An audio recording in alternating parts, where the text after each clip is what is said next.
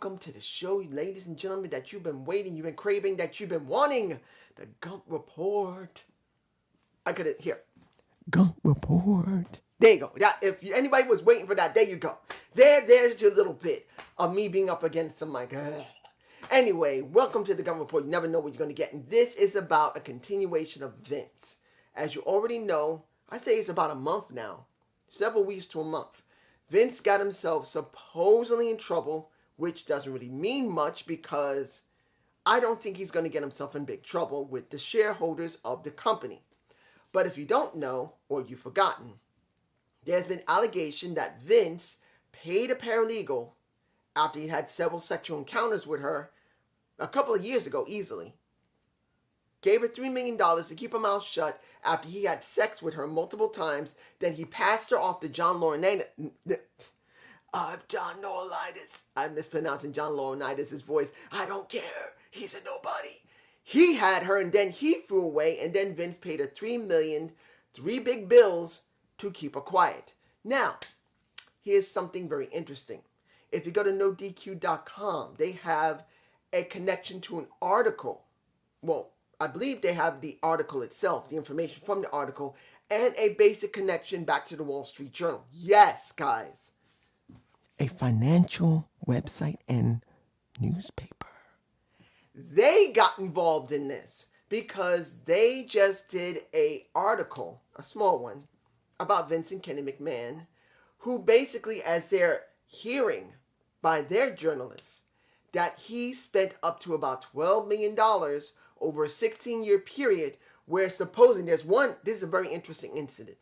They don't say who the female wrestler is.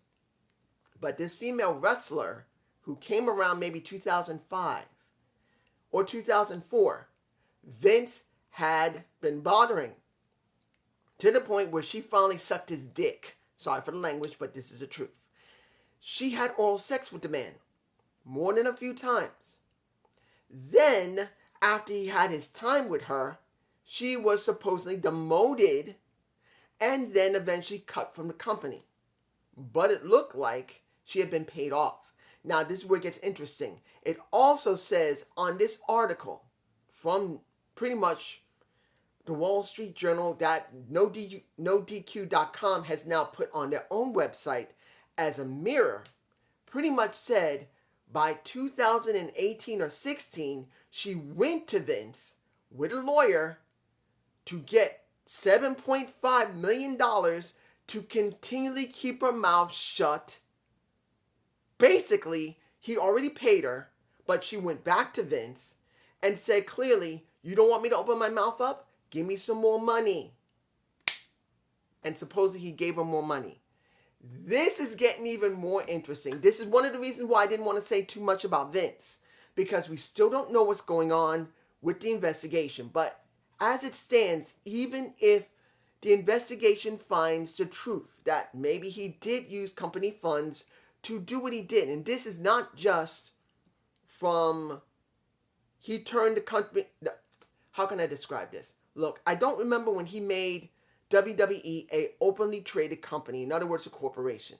I don't remember, maybe in the 2003, 2005, probably after when he lost the court battle with the WWF, the World Wildlife Federation. Maybe he decided to turn the company to an openly traded corporation by then. Say about maybe the time when he bought WCW. Let's say around 2001 to 2003. He turned the company into, instead of just a wrestling promotion, an actual openly traded corporation. If within those 16 years, which it easily seems to be, if it was done then, and it was company funds when he just turned into corporation, the shareholders can get pissed off as much as they want. Because he used $12 million, not just the $3 million the last couple of years, $12 million of the funds that are from the company, he used it. If it was during the openly traded company's beginnings. If it was between 2001 to 2004, maybe? That would be 16 years within 16 years. If it was a little less than that, well, I don't know how long the company's been openly traded. Could be 10 years, could be 12. But within the 16 years, anything before that, if it's still his, can't say anything. But even if it was done within that time period, I still say this. What does that mean? If Vince still has the lion's share of the shares of the company, of the corporation, there are very few things the shareholders can do. Very few. They could try and sue him to get back the money they lost due to the fact of what he did. But I don't think that's going to help the company. It's going to make it look worse to like the Wall Street Journal, where a lot of people put stock in the company. Also, maybe they'll tell him to give back to the company, which he can easily do. He's a billionaire.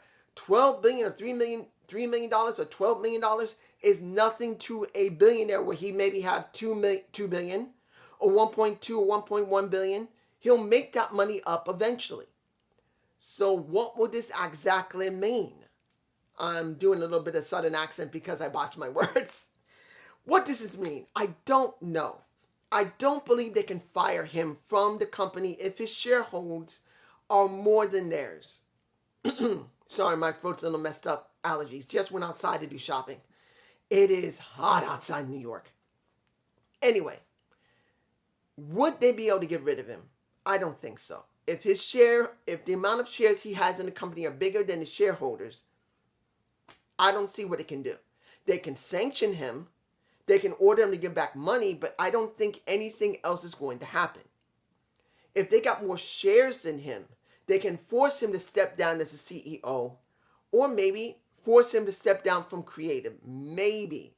Counting if, several factors, if, one, he's not that popular, because every time he comes on screen, everyone is screaming for him, and the interest in the product goes up, particularly when it comes to I know people don't care anything about the ratings when it comes to cable, but they still get the money from cable. And more ratings they get, the more interest the cable is in keeping them, no matter how you feel about it.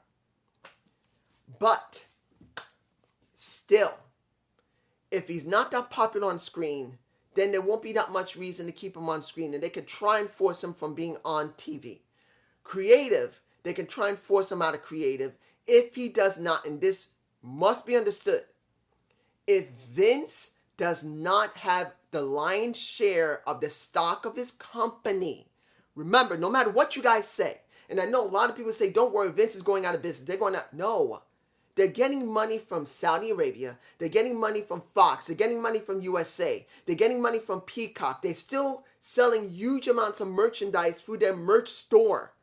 And they're still getting some money internationally because the WWE Network still gets money from international places like Europe, Asia, even probably counting what part of Africa can actually get it, or Australia. Wherever they can stream it and pay the WWE, they're getting money.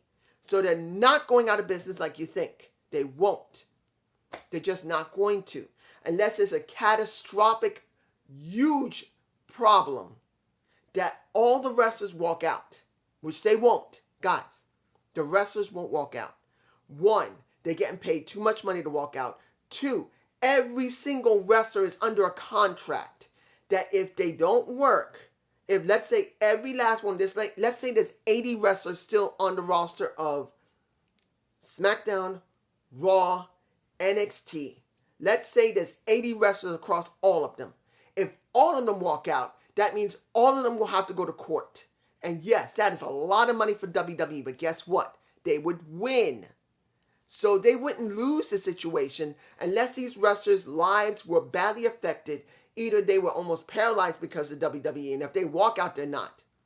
Unless they're sexually harassed by the WWE under this situation, maybe Vince will get in trouble for it. They will not gain anything from walking out.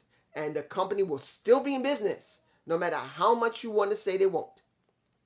So the problem will be that if he still has the lion's share of the stock in the company, he ain't going nowhere until he drops freaking dead. Now, mind you, I'm not telling you, and I'm not saying, please, Vince, fucking die. No. I don't want to see anyone die. But let's be honest. Vince is 75, 76 years old.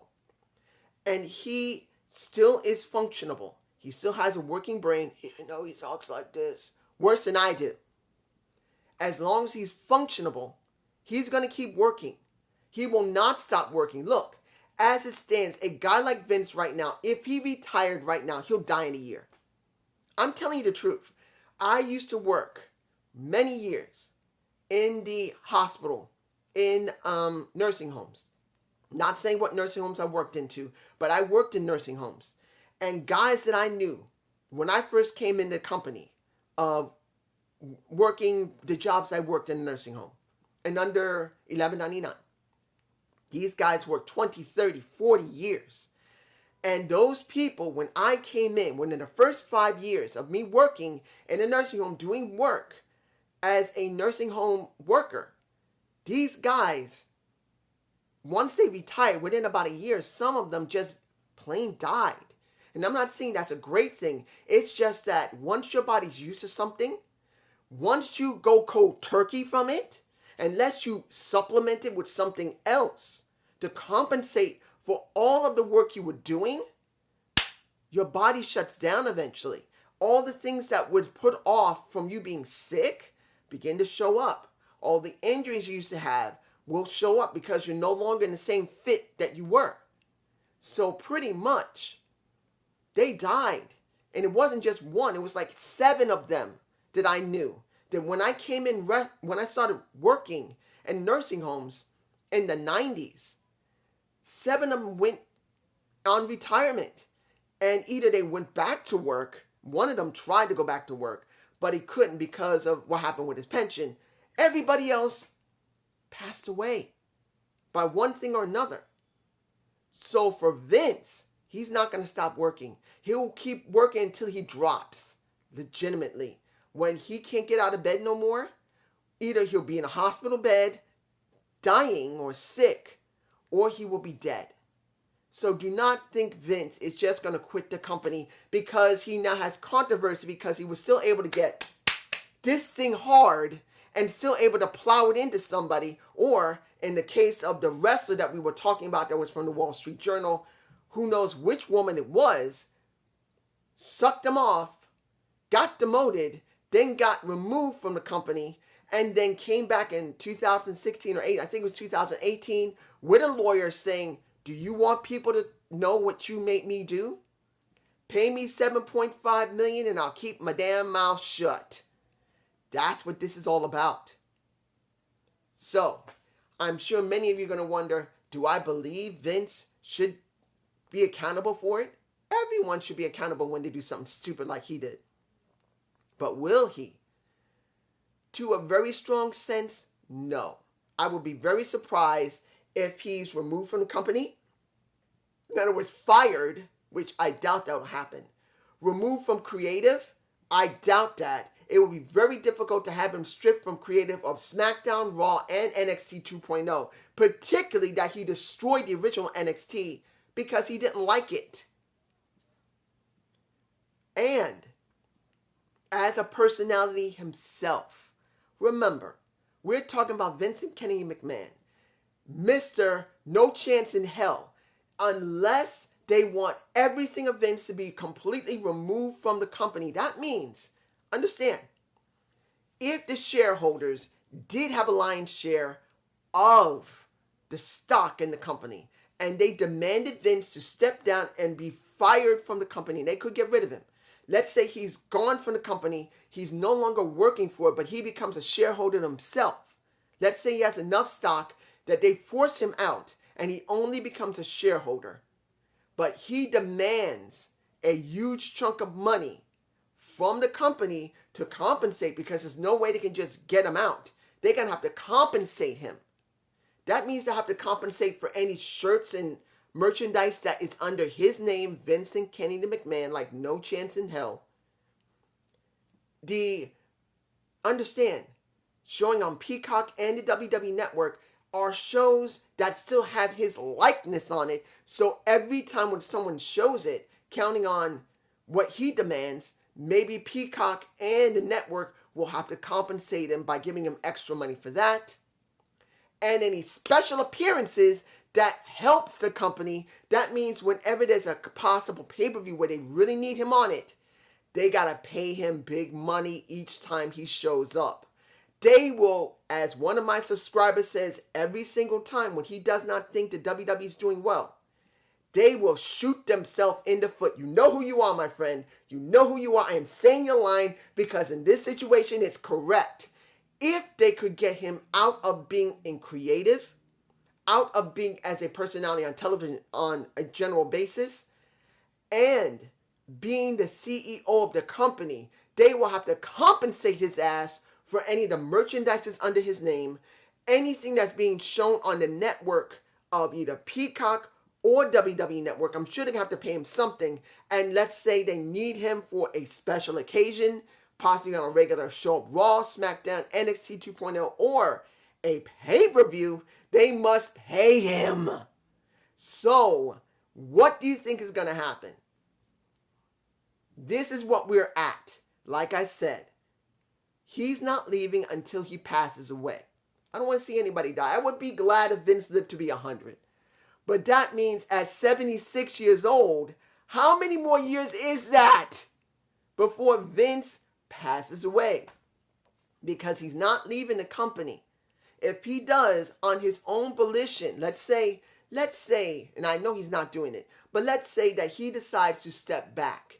It would shock the entire wrestling world. Understand, whether you like Vince or not, whether you think he's a piece of crap or not, Vince is one of the most historical members of the wrestling industry there is.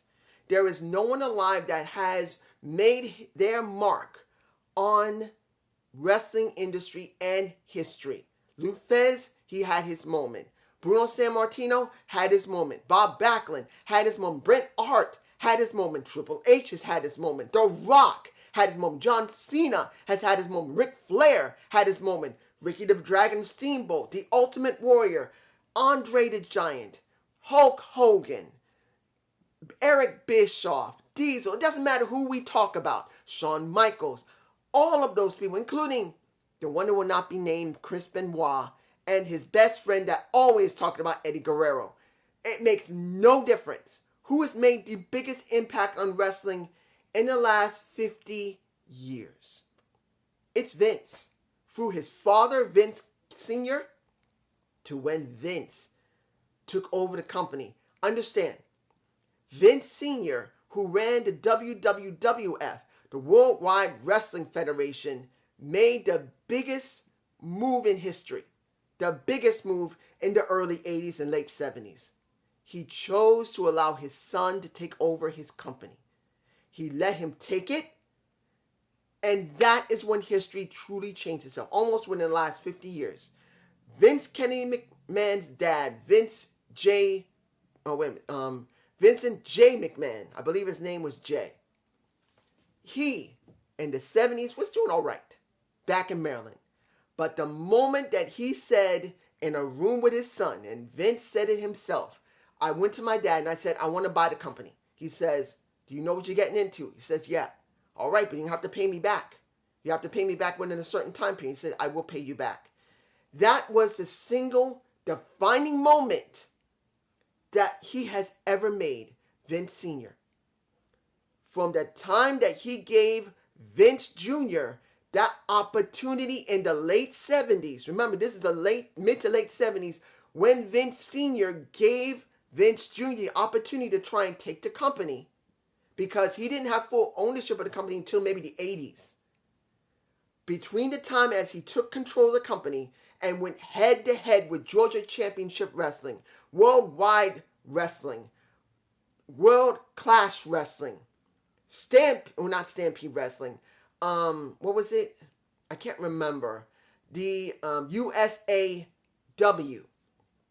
Mid-Atlantic Wrestling, every wrestling, WAA Wrestling, and AAW Wrestling. He went up against every last one of them to try and push them out. From that moment, history was changed permanently for the wrestling industry. Before it was territorial, it ended because of Vince. He has been the most influential person in history.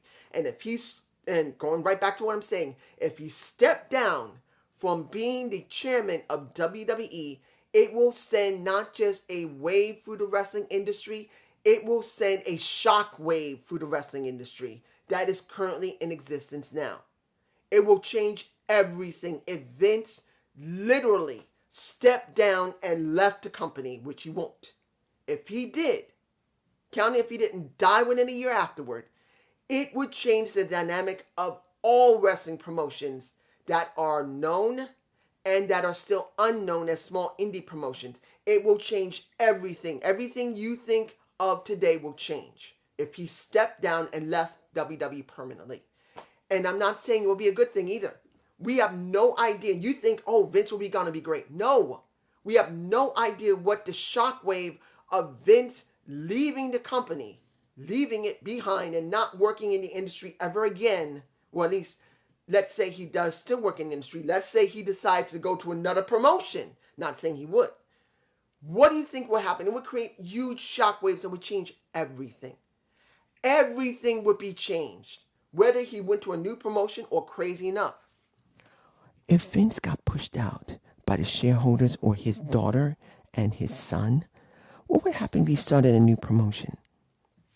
What would happen if Vince and Kennedy McMahon, let's do a little bit of devil's advocate here. Let's say in the next 3 months that Shane and Steph found a way to get Vince out of the company. Let's say they paid him off a good chunk of the money. Let's say they give him like $100 million. Next to what already has in his own funds. Let's say he has half a billion dollars in funds of his own money, and they give him $100 to $200 million, say, we're paying you, leave the company, we're not going to use your likeness. Let's say that he is letting them use his likeness and his music for somebody else, but he has no connection to the company ever again. He's done. Let's say he decides to start another company. Let's say he calls it something else. Doesn't matter what it's called. Do you actually believe 100% that will not create a shockwave that is going to make people go insane for Vince and his new company? If Vince decided that the WWE is too annoying, that he can't stand it anymore, and he chooses to scrap it and leave the company and start a new one, kind of like what Jeff Jarrett did with GFW, Global Force Wrestling. Let's say Vince did a Global Force Wrestling. It would create a huge shockwave that people will go to Vince, whether you like him or not. People would go to Vince. The reason that a lot of trouble is going on is because of the culture Vince had created now. Let's see what will happen if he created a new culture with new people that they wouldn't go with him. I'm just saying that if Vince stepped down, it would create a shockwave no matter what. If Vince passes away, it'll create a shockwave no matter what. So as it stands, this is what you get. And I hope you enjoyed this Gump report. Give me a comment below. Now, at this time, this is being done on actually a Saturday. I was going to try and do it Friday night, but I couldn't. I just was tired. I wanted to go to bed. But this is being done on a Saturday, and I'm about to film my triple threat. I haven't seen all of their shows. I'm about to see almost all of them right now. But I'm going to try and do my triple threat now. And I hope at this time, since this will be released Monday or Tuesday, I hope you enjoy what has already been produced. I will try and give my thoughts on stuff of the promotions I will be talking about. I just hope you enjoy it. Peace.